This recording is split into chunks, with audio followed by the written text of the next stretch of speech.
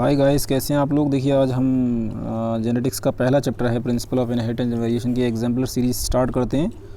तो चलिए स्टार्ट करते हैं। All genes are located on the same chromosomes. All genes are on the same chromosomes. तो अगर वो एक ही क्रोमोसोम्स पर लोकेटेड हैं तो क्या बनाएंगे, वो फॉर्म डिफरेंट ग्रुप्स बनाएंगे depending on the relative distance. गलत, फॉर्म वन लिंकेज ग्रुप। तो ये क्या करेंगे, जितने भी जीन्स अगर एक क्रोमोसोम्स हैं तो form one linkage group. B is correct. चलिए आगे बढ़ते हैं। कंडीशन ऑफ कैरियोटाइप, अगर कैरियोटाइप की क्या कंडीशन है, 2n + -1 और 2n + -2। तो इसमें ये इंक्रीजमेंट हो रहा है, याद रखिएगा, ये क्रोमोसोम नंबर बढ़ रहा है।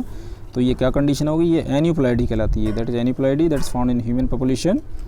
और चलिए बी हो गया आपका एन्यूप्लॉइडी, मतलब A. Distance between the genes and percentage of recombination show. Gene के बीच की दूरी और परसेंटेज रिकॉम्बिनेशन क्या चीज़ शो करता है, तो याद रखिएगा ये डायरेक्ट रिलेशनशिप शो करता है। कैसे, मतलब एक जानदार का, एक स्पीशीज़ का दूसरे से कितना रिलेशनशिप है उसको शो करता है ये। चलिए क्वेश्चन नंबर 4 पे आते हैं। If a genetic disease transferred from a phenotypically normal but carrier female to only some of the male progeny. इसमें कहा जा रहा है कि अगर कोई जेनेटिक डिजीज़ है, अगर वो किसी फिनोटाइपिकली नॉर्मल लेकिन carrier female to only some of the male progeny, कुछ मेल प्रोजेनी में ट्रांसफ़र हो जाती है।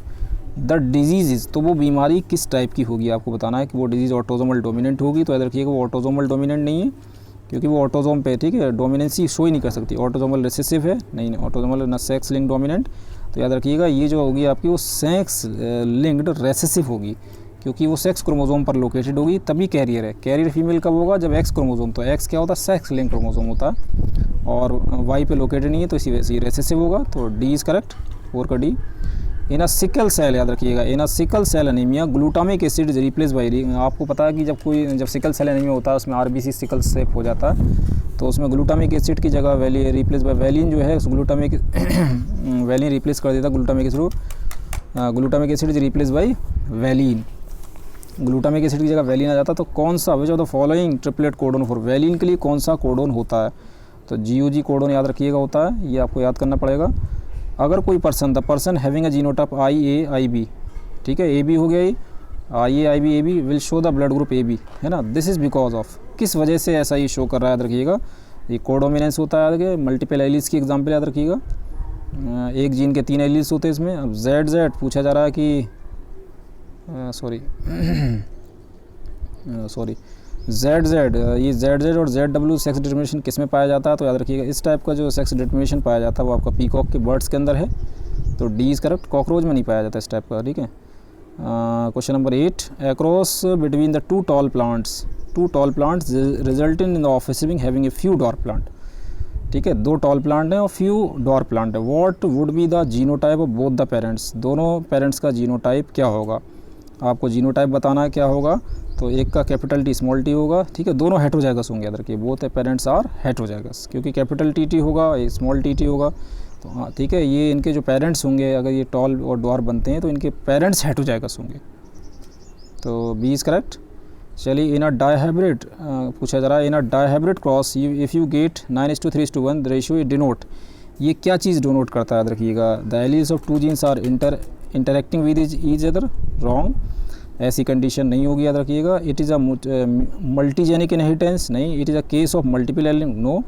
The alleles of the 2 genes are segregate independent, तो इंडिपेंडेंट जो दोनों एलील्स, किसी भी जीन के एलील्स जो होते हैं वो इंडिपेंडेंटली सेपरेट हो जाते हैं। तो ये इस चीज़ को रिप्रेजेंट करता है जो लॉ आपका जो मेंडल का डायहाइब्रिड क्रॉस है, तो D is correct. Which of the following will not result in the variation among sibling, जो आपके मतलब आपके जो सिबलिंग होते हैं, मतलब भाई बहन होते हैं, उनमें जो है वेरिएशन क्यों ज़्यादा दिखाई नहीं देता, किस वजह से मतलब नहीं होता, तो याद रखिएगा ये लिंकेज की वजह से होता है। जीन्स लिंक्ड रहते हैं, जीन की पोजीशन लिंक्ड रहती है, इसी वजह से, लिंकेज की वजह से। That is idea was given Thomas Hunt Morgan, और उस पर आगे काम जो रिकॉम्बिनेशन पे किया वो Alfred Sturtevant, the student of the Thomas Hunt Morgan. Mendel law of independent assortment hold good for the genes situated on, कह रहे हैं कि Mendel law of independent assortment है वो किस चीज़ के लिए गुड होल्ड करता है, जीन सिचुएटेड ऑन द, किस पे जीन सिचुएटेड होते हैं, तरह की नॉन होमोलोगस क्रोमोसोम पे, होमोलोगस पे, नॉन होमोलोगस पे, ए इज़ करेक्ट। ज़्यादातर बच्चे इसको होमोलोगस समझ रहे होंगे, ऐसा नहीं है। ओकेजनली याद रखिएगा single, occasionally a single gene में express more than one effect, अगर एक से ज़्यादा कोई एक जीन एक से ज़्यादा इफेक्ट को शो करता है तो वो क्या फिनोमेना कहलाती है, वो प्लायोट्रोपी कहलाती है। याद रखिए सी इज़ करेक्ट। और 12 उसके बाद 13 की तरफ आते हैं। देखिए in a certain taxon of insects some have 17 chromosome, other have 18 chromosome, the 17 and 18 chromosome some bearing organism are, वो क्या कहलाएंगे कि कौन से टाइप को याद रखिएगा, तो वो याद रखिएगा 17 वाला मेल होगा और 18 वाला फीमेल होगा। A is correct. Question number 14 the inheritance pattern of A gene over generation among human is studied by the pedigree analysis, character studied by the pedigree analysis is equivalent to, ये किस type का character याद रखिएगा, तो ये Mendelian trait कहलाती है, याद रखिएगा बी इज़ करेक्ट। चलिए it is said that Mendel propose that the factor control any character to discrete independent, this proposition was based on, ये किस चीज़ पर बेस्ड था, तो याद रखिएगा it is based on observation that offspring of a cross made between the plants having two contrasting character show only one character without any blending, तो B is correct। Question number 16 two genes A and B are linked in a dihybrid cross having two genes, the F1 heterozygous is crossed with homozygous recessive parent, what would be the ratio, इसमें इस condition में ratio क्या होगा, तो याद रखिए इस condition में 1:1 रेशियो होगा, जब भी कंडीशन ऐसी होगी याद रखिएगा। In a F2 generation of A Mendelian dihybrid cross the number of phenotype and genotype, phenotype और जीनोटाइप क्या होगा इसमें बताना। In the F2 generation of the Mendelian dihybrid cross the number of phenotype and genotype, तो number of phenotype और genotype आपको बताना, तो इसमें फिनोटाइप 4 होगा और जीनोटाइप याद रखिएगा 9 होगा।